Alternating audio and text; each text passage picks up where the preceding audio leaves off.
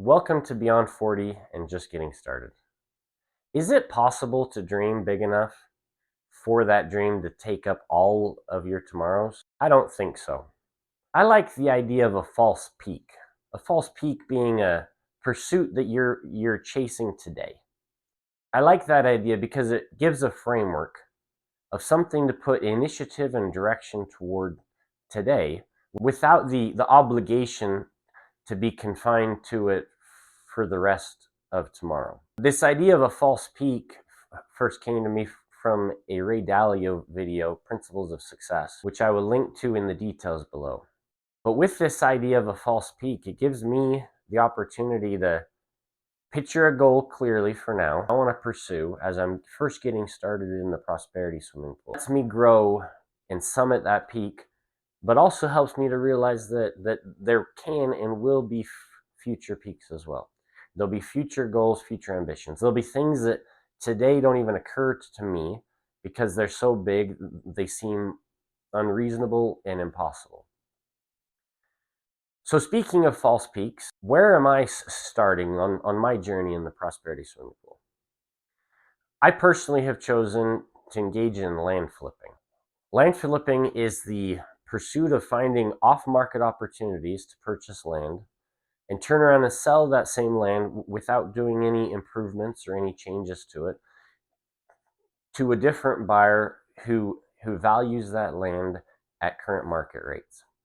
There's opportunities here because of some of the inefficiencies in land as a real estate asset class compared to housing, for example. Housing, there's a lot of comparables. You're able to comp house A versus house B to maintain a fairly efficient market. Land, on the other hand, is not quite as easy to compare. There are lots of sources out there for information on more details on land flipping.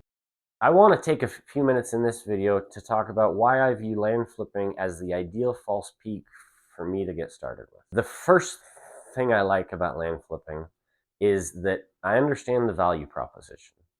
I understand that there are people out there who due to inertia or due to not realizing the opportunity they have, they own a piece of land which they no longer value at the same rate that the market values. If I put in the effort to find those people and give them the opportunity through convenience and through a quick closing for them to convert that asset that they undervalue into cash that gives them options today, I can see how a seller of land would be inclined to accept a less than market offer just because of the convenience and the speed. And on the other hand, I can see how a buyer of land, somebody who's actively seeking a property to build a house on or just a recreational property, would value the opportunity to buy land at market rate. And if I've done my job appropriately, I should be able to sell it for just below market rate, bringing additional value to that buyer. One of the other reasons that land flipping stands out to me as a good false peak is comparatively high return on investments.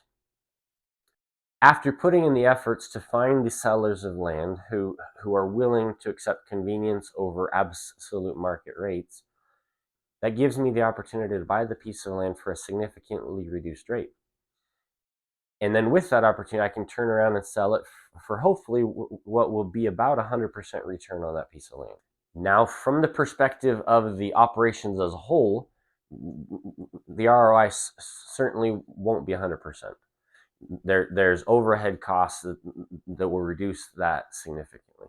However, I believe 30% ROI is absolutely achievable. With that 30% return, that puts this investment opportunity on par with my springboard investments of BTCI and BITO, which I talked about in a previous video. The third advantage I see to utilizing land flipping as a false peak is the high velocity of money. Within a relatively short amount of time, I can buy and sell that piece of land. I'm personally targeting about a 90-day window on average.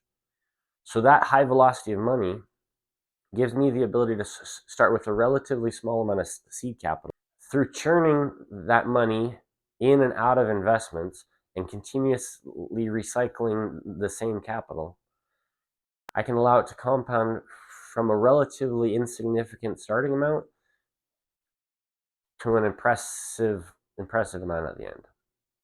So the structure I've set up for myself, I'm not trying to become a lifelong land flipper. As mentioned before, I'm just exiting the employee swimming pool. I'm not looking for a new long-term obligation or a new identity. I am looking for a false peak, however. I'm looking for an opportunity to challenge myself, to grow, to gain a new skill set, and to build optionality for myself, both through compounding wealth, but also creating new skills, building confidence, creating a more comprehensive social network with interesting people doing interesting things in the prosperity swimming pool. Specifically, the challenge that I'm giving myself is starting with a $50,000 amount of seed capital. Within a 12-month period of time, I want to churn that capital 3 times to result in $100,000 of net profit. The reason I like this challenge, it's clearly time bound. It's not forcing me to create a new identity. I also like that at the end of this time period that my options increase. At that point, having achieved or at least tried to achieve this challenge within the 12 months, I'll have the option to reconsider, look at where I'm at, see where the most interesting next false peak lies on my journey. Figuring out how to be a swimmer in the prosperity pool is an exciting time of life. If you want to hear more about this land flipping challenge I'm giving myself, I invite you to visit my Substack page. Come along and join me on this journey. Subscribe to this channel, share it with a friend who can benefit from this content. And remember, while we may be over 40, we are just getting started.